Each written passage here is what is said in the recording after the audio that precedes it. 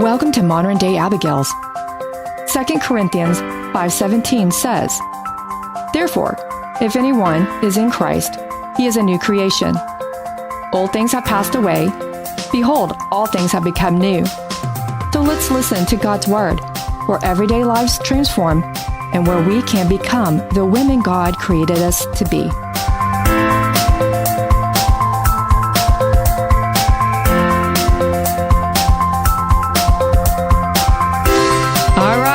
Welcome back to Modern Day Abigails. I'm going to push a button and see which one it is. Joanna, A through I. A through do. Pick one. A through I. Z. Okay, that's not in the limit. J. H-I-J. That's not it either. G. Okay. G is in the middle. Okay. I'm like, okay, I get it. Yeah. I totally get it. You're a numbers person, not a letters person. We're okay. I'm so not. It just two X's. But we are back to another episode of Modern Day Abigails. I'm Anna. I'm Joanna. And we do have a special announcement to make. We're very excited. We do? Yeah. Our producer extraordinaire. We do. And that's today. Yeah, go ahead. Ray, our producer, my husband, our pastor who does Set for Life Radio. He's a one-stop shop. Yeah, he is. And he actually got us a spot on a streaming radio station called Sun, like the S-O-N, S in Jesus, Salt and Light. Sun, Salt, Light. And we're very excited. Today will be our first episode. Well, today when we're recording, I don't know when you're going to listen to this, but tonight, it's July 4th at 6 p.m. will be our first episode on the radio. He did warn them. He said, like, you might want to He told me, you might want to listen to him first.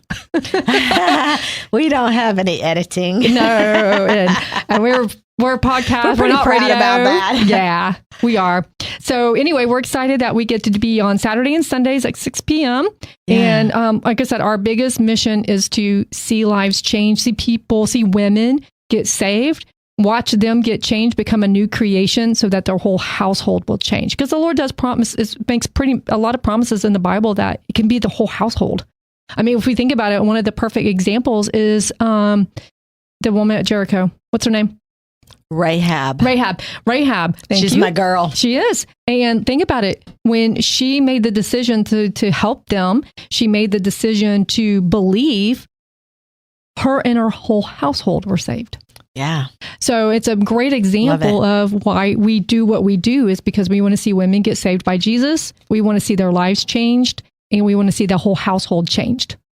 So that's why we're here. We're not here we're going to stomp on toes today, but sometimes you got to get your toes. Yeah, we stomp on toes. Well, it's okay. We stomp on our own toes. I was going to say it's only fair because we stomp on our own toes. We walk around with broken toes half the time. We're not biased. We do ours too. Stop. And usually, ladies, we're not kidding when we tell you when we go through these. A lot of times we've already been stomped on, and because we had to go through it first before we can talk to you about it. Oh my gosh, Anna! So I called you the other day. I was distraught. We're not going to say why I was distraught, and you were like, "Oh, well, that's what we're talking. That's what our podcast is over." I'm like, "Are you kidding me right now?" Believe me, you know what my next prayer was? Please, Lord, I know she's going to do me next. And I need, please. Because every time I've got a weird thing, then you go through it within like a week or two, vice versa. And I asked for, I did. I'm like, Lord, please have mercy on me. Please, I can't do this. Please. You sure did while I was on the phone with you, freaking out. I know. I'm like, I know. I understand you're freaking out, but hang on, because I'm going to be next. I don't want to be next. Yeah. Oh, Lord. You know what? Listen, when you got a prayer partner, that's what happens sometimes. You got to go through it together. That's why, you know what? That's the beautiful part about relationship. We're not about religion. We don't agree with religion. No. It's about relationship. Yeah. And the Lord wants us not only to have a relationship with Him, but He wants us to have relationships with the people around us, whether it be a spouse, a child, a parent, a sister, a good friend. He wants us to build relationships because relationships is what makes change, not religion. That's the thing I love about being a Christian is because it is not a religion. A lot of people who are not Christians think that it's a religion, right? But it is absolutely 120% not a religion. It is a relationship with Jesus Christ. Exactly. And I love it when people come up to me and one of the things they'll say is, well, I don't like religion. I'm like, you know what? I don't either. Me either. Because it's about a relationship. And then they don't know what to do after that usually. They get real quiet or change the subject because they don't know. I had one person, my family member, argue with me. And they're like, it is too a religion. I'm like, it is not. You don't even know. You're not even a Christian. You can't talk about something you're very unaware of. Exactly. And then, and here's why also is the problem. In our generation, or actually the next generation, the generations we're watching, their idea of relationship. The ones that are a mess. Yeah. Is their idea of a relationship is based on their friends on a text on social media. They're looking for their value. They're looking for the relationships in social media, and it's not there. You're not going to find it. You find fighting. Some people use it the right way. I'm not saying that's all bad. I personally do not get on social media. I am very not OCD. I am. My grandson is not. I told you that the other day, didn't I? He is not OCD, and it drives me insane. You should see the beautiful bracelet he made me. But do you know how bad I want to cut it? Is there no method to the madness? No, and I just want to redo it so bad. But I won't. You can't touch that. I did not. I have not. Listen, he will know. He's got a memory like no other. That is true, because he would look at it and go, Karina, you changed it. But the reason I say that is I got so stressed out whether somebody would know if I liked one person's post versus another person's post. Really? Yes, I did. I got myself so worked up and so upset that I might hurt somebody's feelings. And I'm like, I can't do it. So that's why I got off social media. I just couldn't do that. I put so much pressure on myself. I couldn't do it. You do that to yourself. You do have this thing in you where you sometimes base decisions on whether or not it's going to hurt somebody's feelings. Yeah. I am the exact opposite. No, at work, I do not care. Okay, no, at work, I'm a total different person. Yeah. At work, at the office, I'm a total different person. I love you. I want to bless you. But if we're not doing the process correctly, I'm going to say something because I can't. Yeah. I have to be like that. But at home, on my own personal time and looking at my social media. And at the church too. It's different. It's totally different. I'm a totally different person. Yeah. I'm just like, hey, they're big girls and boys. Yeah. But look, we all have issues and we all have to figure it out. And it was crazy because that's not normally me. But when I got on social media, that's who I became. And I'm like, you know what? I don't need this. Yeah. And I got off and I have not regretted it a bit. Mm-hmm. If we're really, truly friends, I'm either talking to you on my text or I'm talking to you face to face. That's one thing I love about MDA, our podcast here, Modern Day Abigails, is that we don't know how to do social media. No, neither one of us. No. You don't even have it. No, I don't know how to. I know how to scroll and share. Mm-hmm. But that's it. I don't know how to post. I think I've posted one thing in my entire life, and I had to have help. Yeah. Well, that's why I like Pinterest. Yeah. All I have to do is look. Now, I have to be careful on Pinterest, too, because I'll see things and I'll overthink them. And then I start getting myself into a tizzy because I'm overthinking something I saw on Pinterest. Pinterest, like the craft section? Yeah. Well, sometimes they have like Christian stuff, and sometimes they have like things about children or things about husbands and this and that, and pets. And I couldn't tell you how many times I almost came home with a cat because God, that's a cute kid. I want a kitten. And Ray would kill you. Well, that's why I don't do it. Yeah. Oh my gosh, are we going anywhere today? Where are we going? Actually, yes. And the reason that's why I wanted. How did we get there? This is how we roll. Yeah, we don't know how we got here. Oh, we're talking about relationship. Okay, yes. And this is very important. So this is very, very important what we're talking about relationship, because we're about to look at a relationship with Rachel, Leah, and Jacob. Jacob's relationship to Rachel, Jacob's relationship with Leah, and Rachel and Leah's relationship. Could you imagine if they had social media? No. Listen, we'll get there in our own time, in our own way. Here we go. Yeah, we just wanted you to relax, sit back, take a minute. Yeah.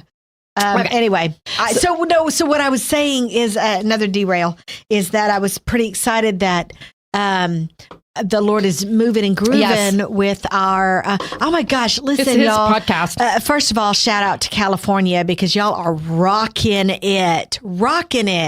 Nice. We appreciate you girls. Yes.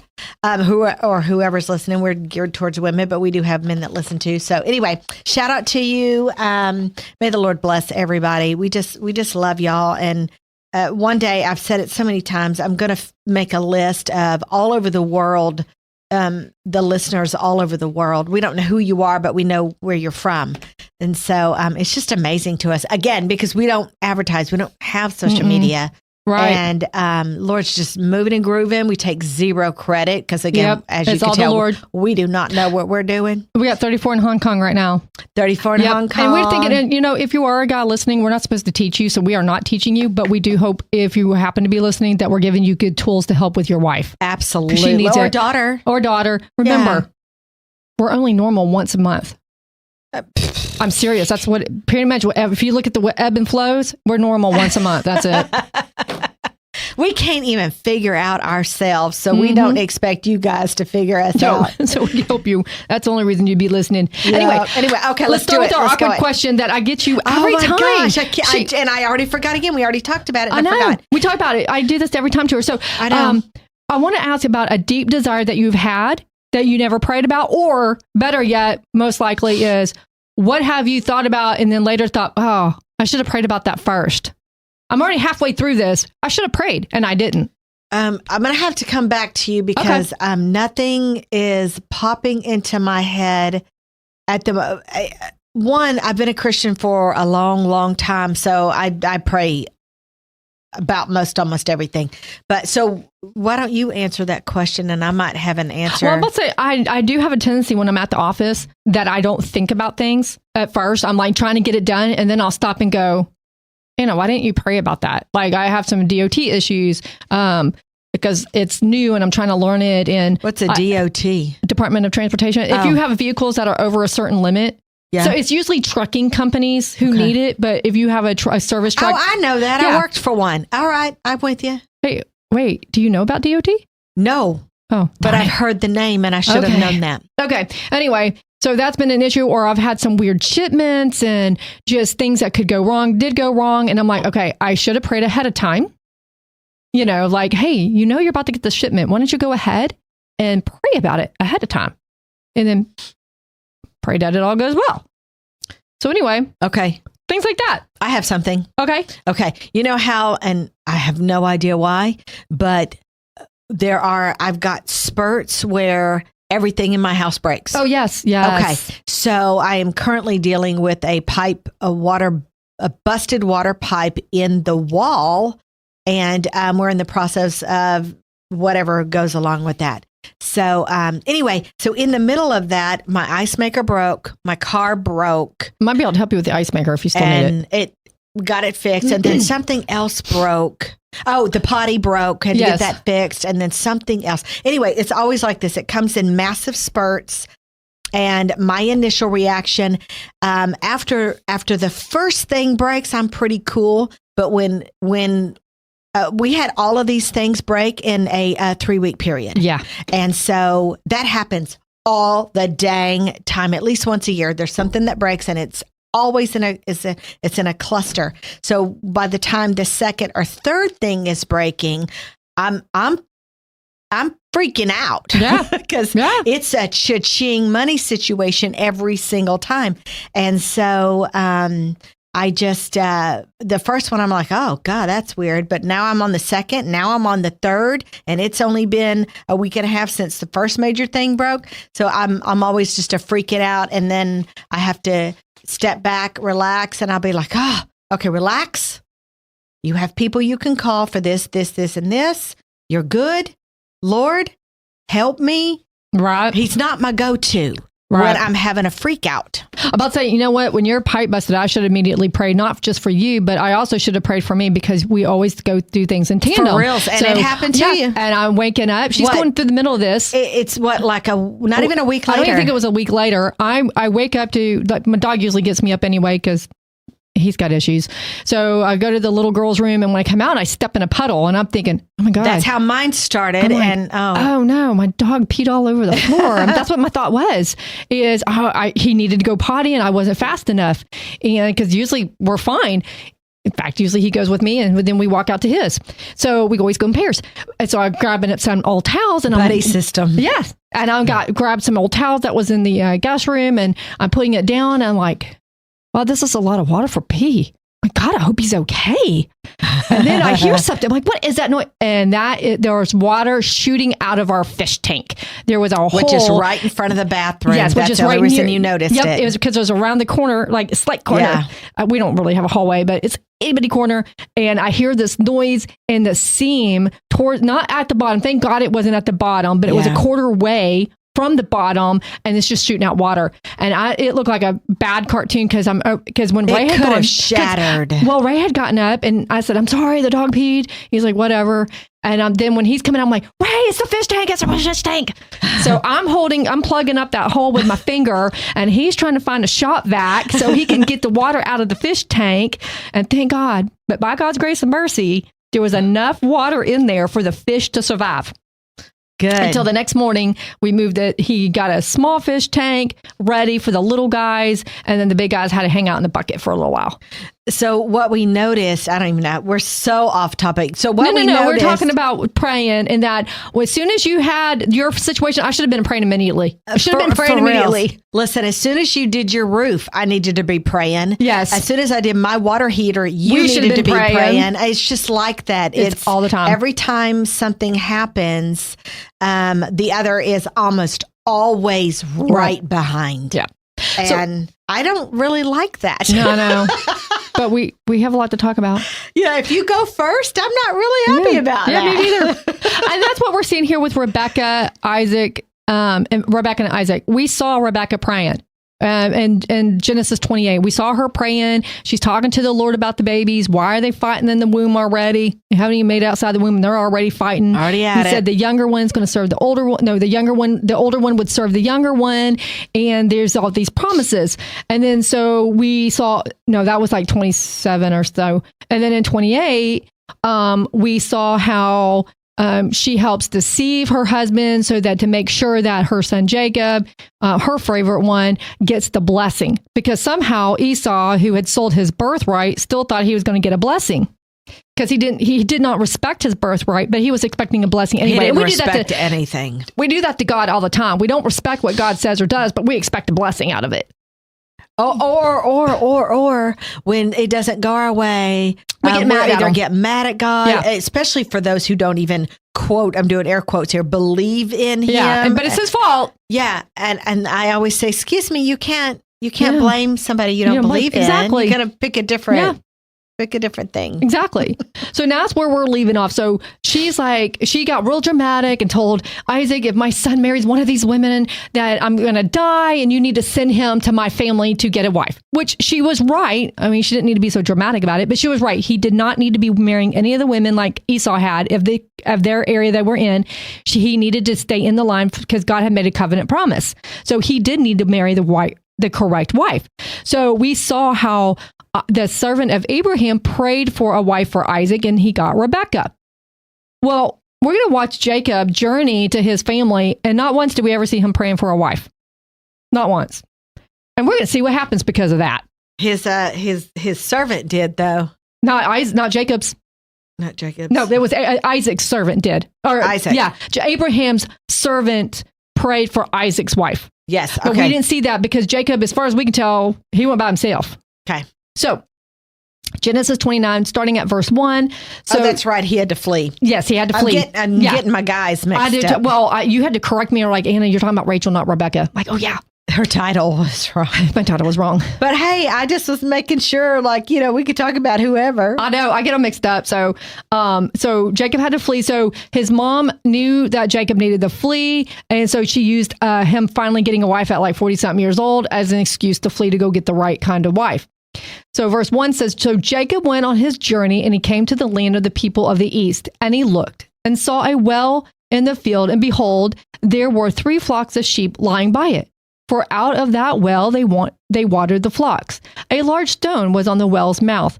Now all the flocks would be gathered there, and they would roll the stone from the well's mouth, water the sheep, and put the stone back in the place on the well's mouth. So I kind of did a recap because they had deceived their dad to get a blessing.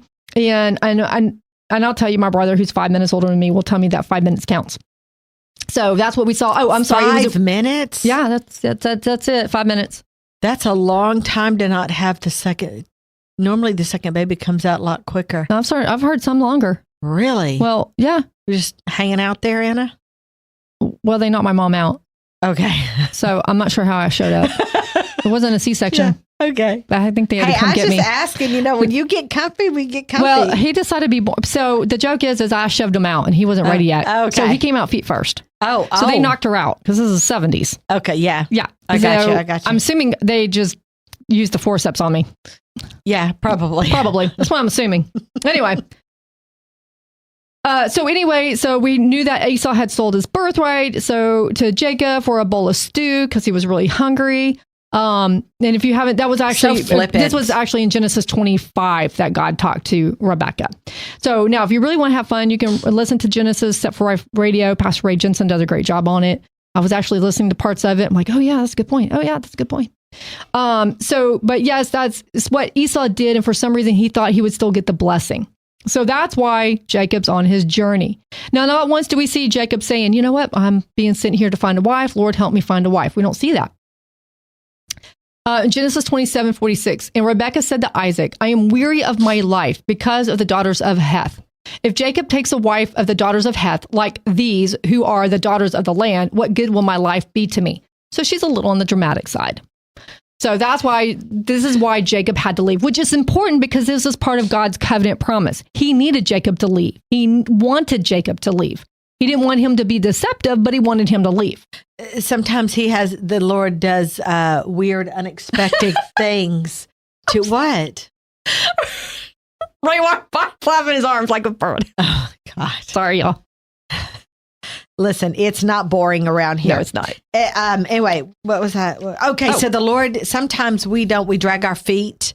And so the Lord gets dramatic in how he makes us kicking and dragging sometimes. We're kicking and screaming and dragging our feet, but he's like, no, you're coming with me. Yeah. So like, for instance, like I needed to, I was supposed to move out of my house in the middle of my separation. Okay, that sounded wrong. Okay, we were in the middle of a divorce. Right. And he was a cheater. So the correct grounds for a divorce. Absolutely. And so I was trying to stay put in a home that the Lord was trying to move me out of, and I refused to go. So I ended up in this pretty violent break-in I was not home for, but they did try to get in several times prior while I was home. Anyway, and so it was violent. They destroyed the house inside, etc. And so that's what made me move. So everything else the Lord did before that, I wouldn't go. And I could see where he would try to make me move on and move out and get to a safe place. I was not safe from the man I was married to, etc. Anyway, so it took a violent, traumatic break-in to my house before I would take a step. Leave like you were supposed to. Take a step in God's direction. So he does what he needs to do because of our hard-headedness. Yeah, we can listen or we can feel. Yeah. I always say it's happening. You either do it the easy way or the hard way, but it's happening. Yeah, exactly. And that's why that's why Jacob came to the land to the people of the east, Abraham's family. So Rebekah's intention to save her son is to get him a wife, but not like I said, but we never saw anybody praying about this. I mean, we should be praying for our spouses, our children's spouses. I'll admit, I didn't think about really praying about that. I just figured it wasn't going to happen our son wound up getting married early. I wasn't expecting that. So I sort of prayed, but not really like I should have, because that was all new. I should have done it. I pray for spouses. So now I've learned my lesson. So now I pray for spouses for my nieces and my nephews and those in our church and those who want to be married. You pray for my future spouse. I do. And I've had some women walk up to me, please don't pray. Please don't pray for me, a spouse or a husband. Okay. Because we've had some who said, don't pray. I'm like, okay. And then they'll come back and they're like, will you pray for me? I'm ready to date and get married. I know. Yeah. And we're like, sure. And it was very quick. So, we were thrilled about that day. We were finally, that's why we've been wanting that one for a while.